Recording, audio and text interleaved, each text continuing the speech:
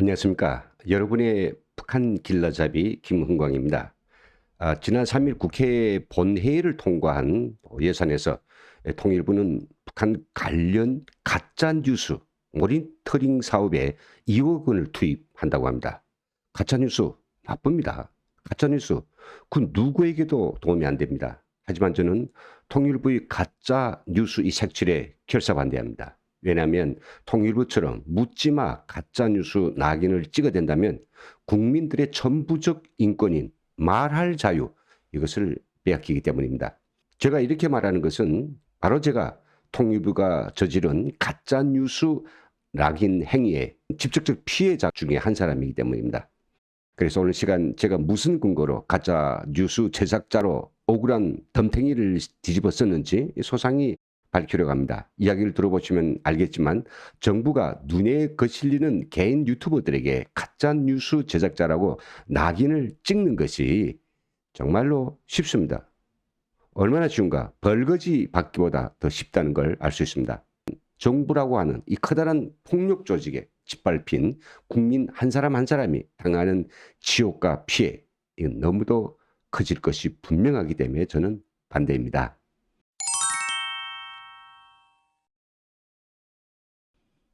저는 2020년 2월 29일에 바로 이 개인 유튜브 채널을 통해서 코로나 마스크 남에선 동나고 북에선 넘쳐나라는 방송을 했습니다. 시청자들의 올바른 판단을 위해서 먼저 통일부에 의해서 가짜뉴스로 찍힌 저희 그날 방송 간추려서 짧게 틀어드리겠습니다. 이 바쁘신 분들은 지난 방송 내용을 건너뛰시고 저희 설명만 들으셔도 충분히 이해될 것입니다. 꼭 들어봐 주시기 바랍니다.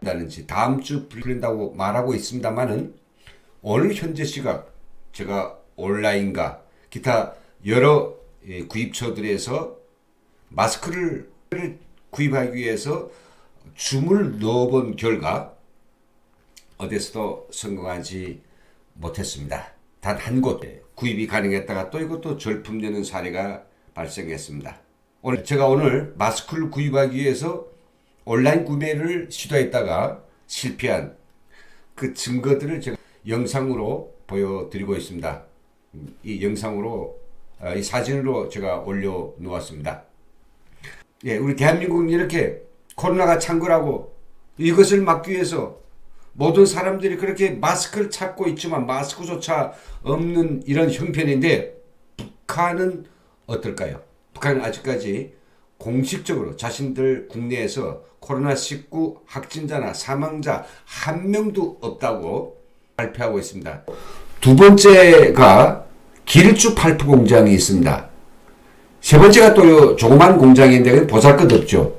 보신 것처럼 길주와 신우주에 있는 펄프 공장 여기서 뭔가 생산하면 생산해야 되겠는데 여기에 지금 설비들은 굉장히 낡은 수준이고요. 그리고 주로 학습장이나 만들고 아니면 뭐 포장지 같은 거를 만드는 이런 수준이기 때문에 의료용 그리고 또 우리가 쓰고 있는 냅킨과 같은 이런 어떤 고품질의 펄프는 아직 생산하지 못하는 걸로 딱 알려져 있습니다.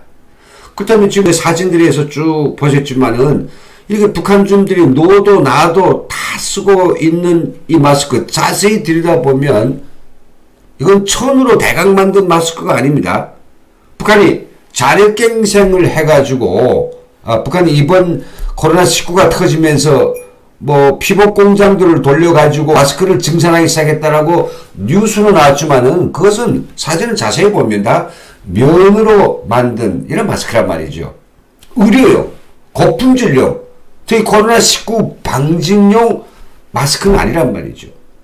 근데 이 사람들 실제 쓰고 있는 거는 다 방진용 고품질 마스크입니다.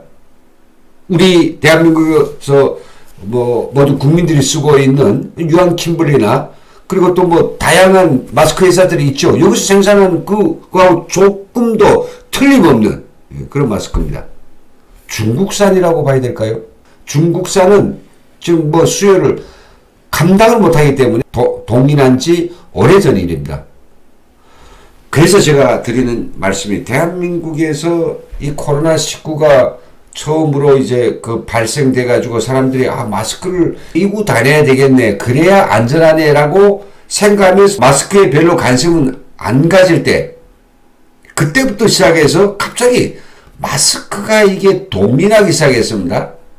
그러다가 이게 확 번져가지고 하루에 몇백 명씩 막 불어나는 요즘에 와서 그래 사람들이 위험해서 마스크는 꼭 써야 되겠다고 찾으니 마스크는 약국에도 없고 마트에도 없고 백화점에도 없고 어디에도 없고 온라인도 없고 다 동이 났단 말이죠. 그 흔해 빠졌던 그 엄청난 물량의 이 마스크가 다 어디에 갔단 말이죠. 대한민국 정부가 북한에 공식적으로 마스크를 지원하진 않았습니다.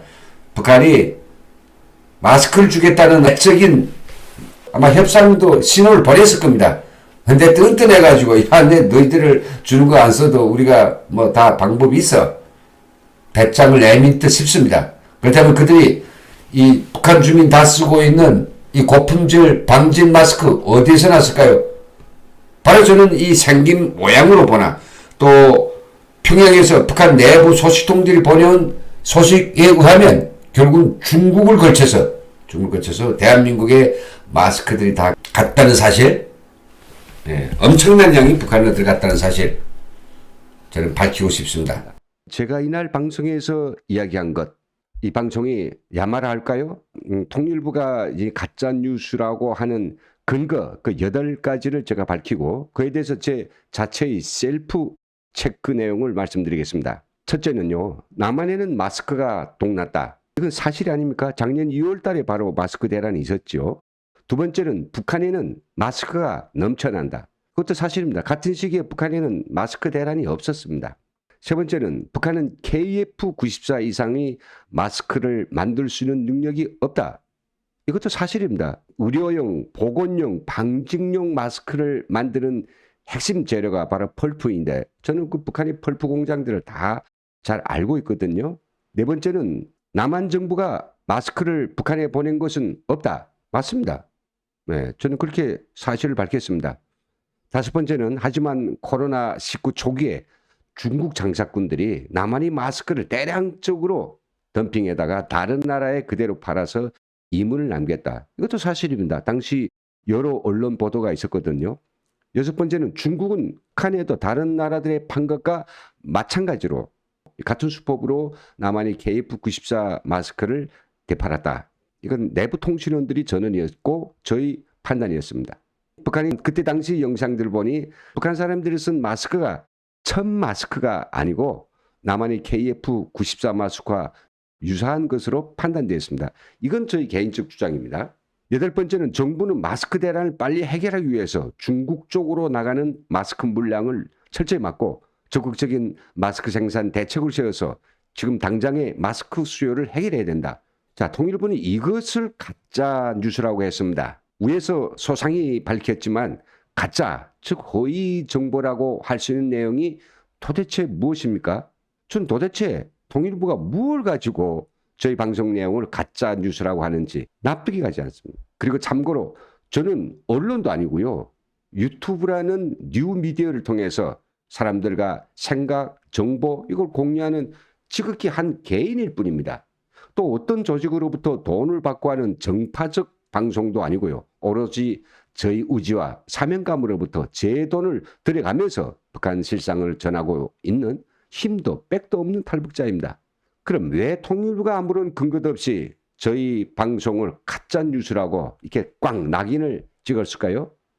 저도 바보는 아니기 때문에 정부와 통일부의 그 흉심 어느 정도 갈파할 수 있습니다. 이유는 딱 한 가지일 겁니다. 작년 2월 말에 코로나19가 생각외로 콱 확산되면서 전국적으로 마스크가 동이 났습니다.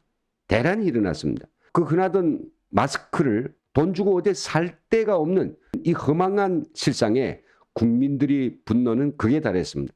정부에 대한 비판이 커지자 저와 같은 개인 유튜버들도 여러 가지 각도에서 마스크 대란이 이유를 따져 물었고요. 정부는 언론과 유튜버들이 비판이 쇄도하는 것을 막기 위해서 이 까부는 놈 능지처참 시키겠다고 저와 같은 한두 명을 본보기로 가짜뉴스로 낙인 찍으면서 협박한 것이라고 저는 확신합니다. 이 사진은 통일부 홈페이지에 올려있는 저에 대한 가짜 뉴스 낙인 그리고 그에 따르는 대응 상황에 대한 정부의 공지사항입니다. 보시면요. 3월 1일에 통일부가 팩트 체크를 통해서 김문강 튜브 영상을 가짜뉴스로 판단했다. 이렇게 나와 있습니다. 결국 뭡니까? 팩트 체크를 통해서 저희 영상을 가짜뉴스로 판단했다. 이런 거 아니겠습니까?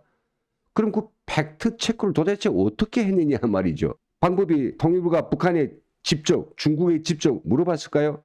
혹시 당신들 중국 장사꾼을 통해서 우리 마스크를 반입한 적이 있어? 그렇게 물어볼 수 있는 우리 정부입니까? 그건 불가능한 일이 아닙니까?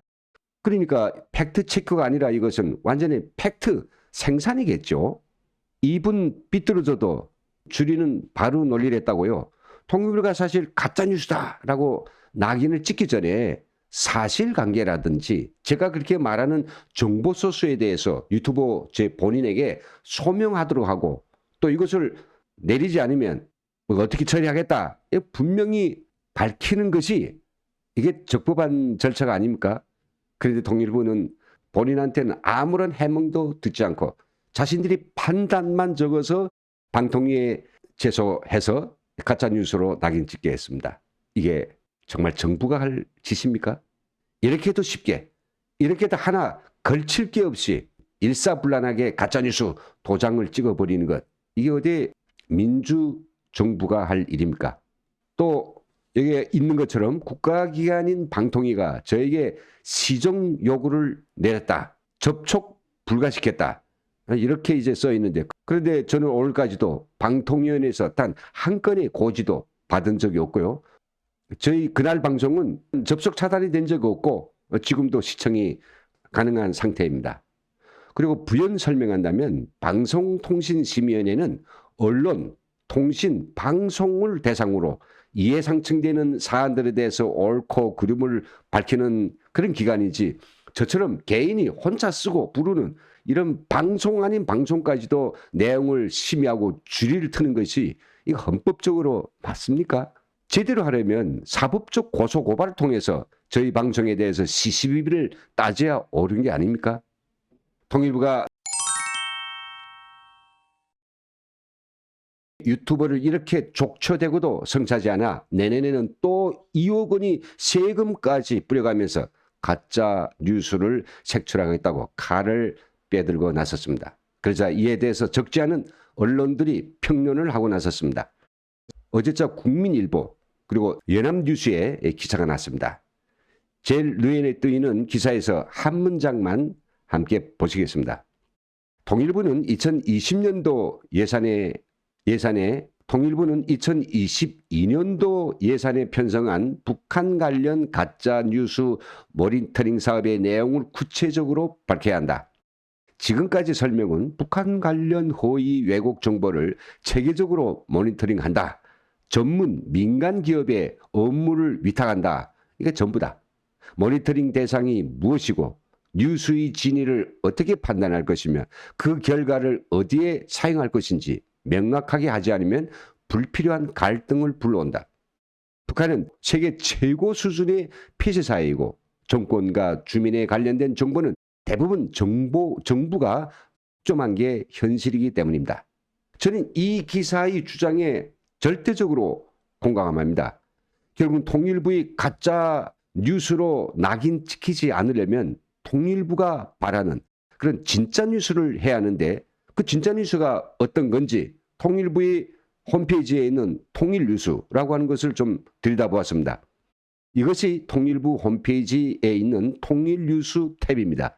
여러 가지 뉴스 탭들이 있는데 아쉽게도 북한 내부에서 일어난 일에 대해서는 단 한 꼭지도 확인할 수 없습니다.